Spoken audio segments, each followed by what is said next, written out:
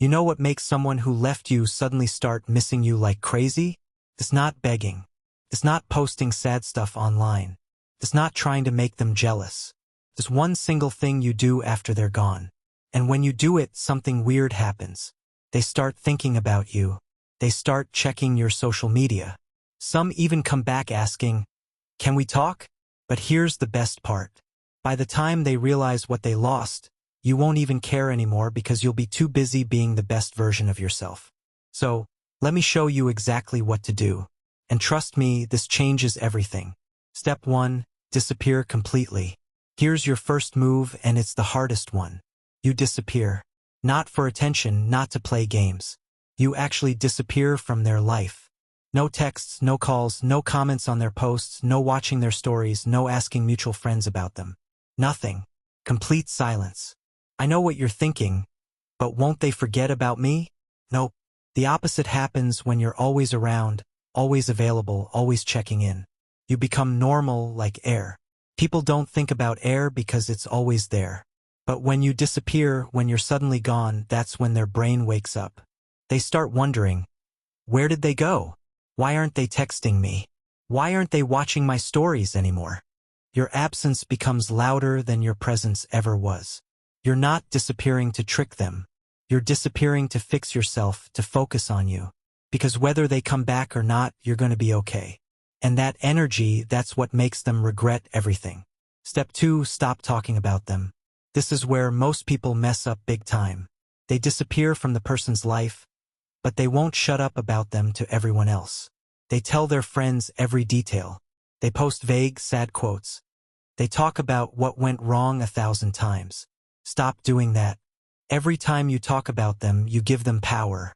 You keep them alive in your mind. You stay stuck. And guess what?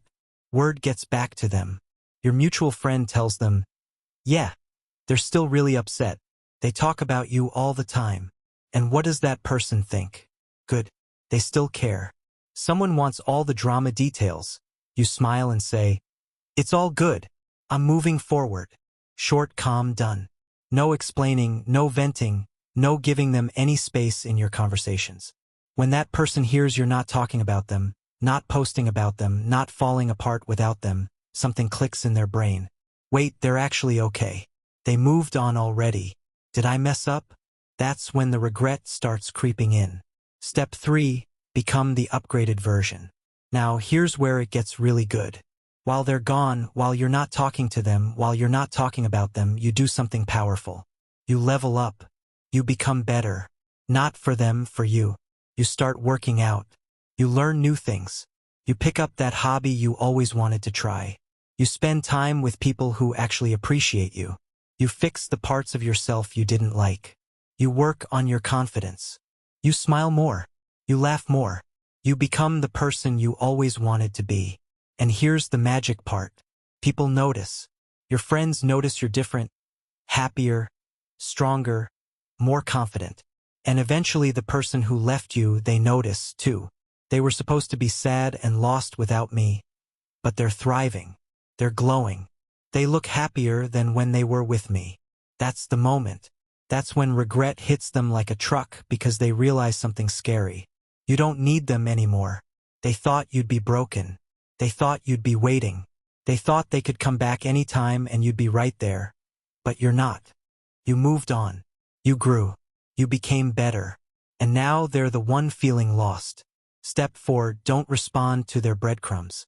So here's what happens next, and you need to be ready for this. After some time passes, after you've disappeared, after you've stopped talking about them, after they see you're doing amazing without them, they reach out. Maybe it's a random text. Hey, how have you been? Maybe it's a like on your old photo. Maybe it's a comment. Maybe it's a message saying they miss you. These are called breadcrumbs. Little tiny pieces of attention they throw at you to see if you'll come running back. And this is the biggest test of all. Most people fail right here. They get so excited. Oh my God. They texted me. They miss me. They want me back. And they respond immediately. They're available again. Option 2, if you do respond, you keep it short and uninterested. I'm good, thanks. That's it. No questions back, no long conversation, no excitement. You stay cool. You stay unbothered. You stay busy with your own life. Because here's the truth. If they really wanted you back, if they really regretted losing you, they wouldn't send a lazy hey text. They would actually put in effort. They would apologize. They would explain. They would show up properly. Breadcrumbs are for pigeons. You're not a pigeon. You're a person who knows their worth. Step 5. Live like you've already won. Here's the final step, and it's the most important one. You live your life like you've already won. Not like you're trying to win. Not like you're waiting for them to come back. Not like you're trying to prove something. You live like you already have everything you need because you do. You have yourself. You have your future. You have people who love you. You have goals and dreams and a whole life ahead of you. One person leaving doesn't change any of that. When you live like you've already won, people see it. They feel it. It's like a light that shines from inside you. You're not desperate. You're not needy. You're not waiting around for someone to choose you. You already chose yourself. And that's what makes people regret losing you more than anything else, because they see you happy. They see you confident. They see you living your best life. And they think, I had that person. I had someone who was loyal, caring, amazing, and I let them go. What was I thinking? But by the time they figure it out, you're already too far gone. It's not about making them crawl back. It's about becoming so amazing, so complete, so happy with yourself that whether they come back or not doesn't even matter anymore. You win either way. If they come back, you get to decide if they're even worth your time.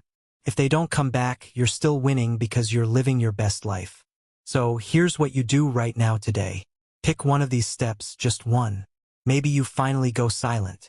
No more checking their social media. No more texting. Maybe you stop talking about them to your friends. Maybe you start working on yourself. Join that gym. Start that project. Try that new thing. Do it once. Then do it again tomorrow and the next day. Before you know it, weeks have passed, then months. And you look back and realize you're not the same person anymore. You're better. And that person who left you, they're going to see it. They're going to feel it. And they're going to regret it. But you'll be too busy being amazing to even notice. Now, if this video helped you, hit that subscribe button. One click, that's all I need.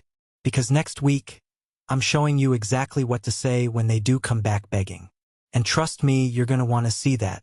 You've got this. Now go show them what they lost.